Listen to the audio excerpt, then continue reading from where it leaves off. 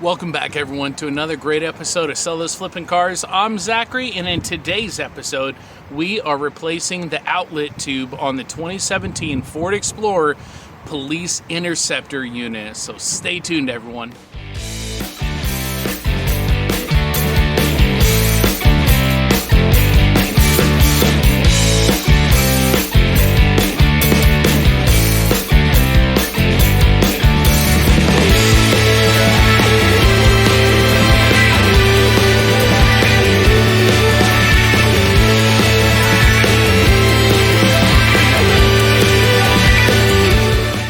If your Ford Explorer with the 3.5L EcoBoost engine is leaking coolant near the driver's side subframe, this video is for you. Today I'm going to show you how to replace the coolant outlet tube on the 2017 Ford Explorer Platinum.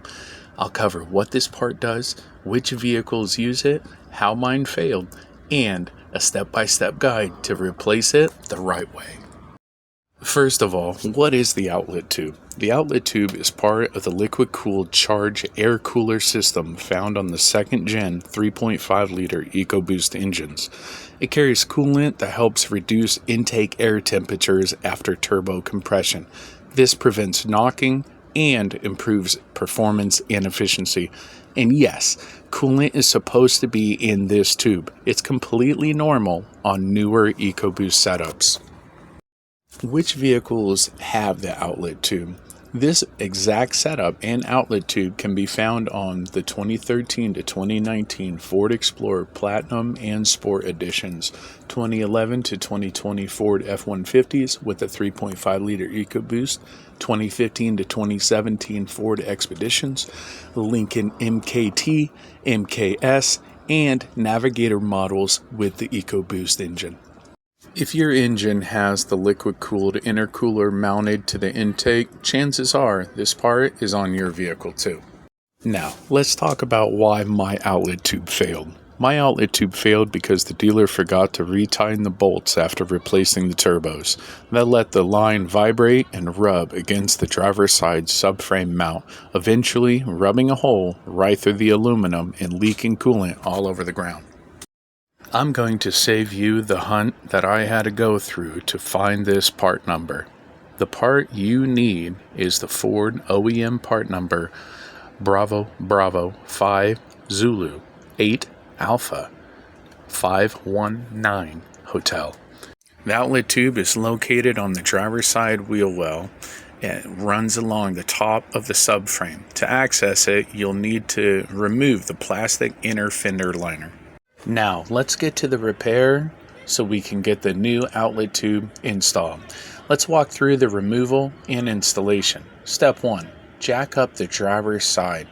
Remove the front wheel and take out the plastic wheel well liner to expose the tube. To remove the plastic wheel well liner, you will need a Phillips screwdriver and a trim tool. After removing the plastic wheel well liner, you will notice the outlet tube has 3 8mm support bolts, the 2 quick disconnects at the front, and 2 rubber lines held on with hose clamps at the back. That brings us to step 2.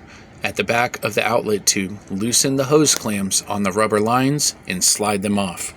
At the front of the outlet tube, disconnect the 2 quick connect fittings. You can usually squeeze these together with your fingers, but pliers will help you if they're stubborn.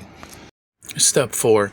Remove the 3 8mm bolts securing the support tabs to the subframe. And then next, step 5. Slide the tube toward the rear of the vehicle, carefully routing it around the CV axle and pulling it out.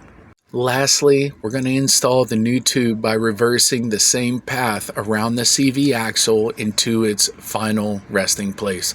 Reconnect the rubber hoses and clamps at the rear, and then your quick disconnects at the front. Make sure the bolt holes do line up on the subframe. Here's a quick tip for reinstalling the front quick connect fittings.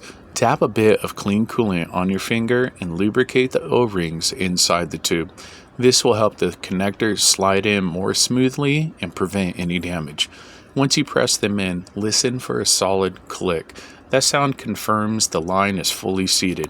Don't forget, this tube carries coolant, so if it's leaking, you're at risk of overheating the engine.